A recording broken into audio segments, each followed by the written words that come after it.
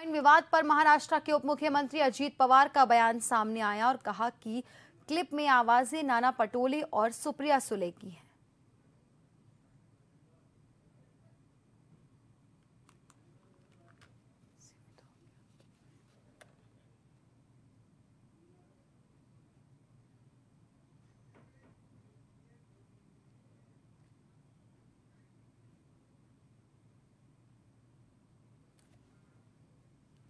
तर दोन्ही व्यक्ती त्याच आहेत। तो सुप्रिया सुळेंचाच आवाज आहे, तो नाना पटोलेंचाच आवाज आहे।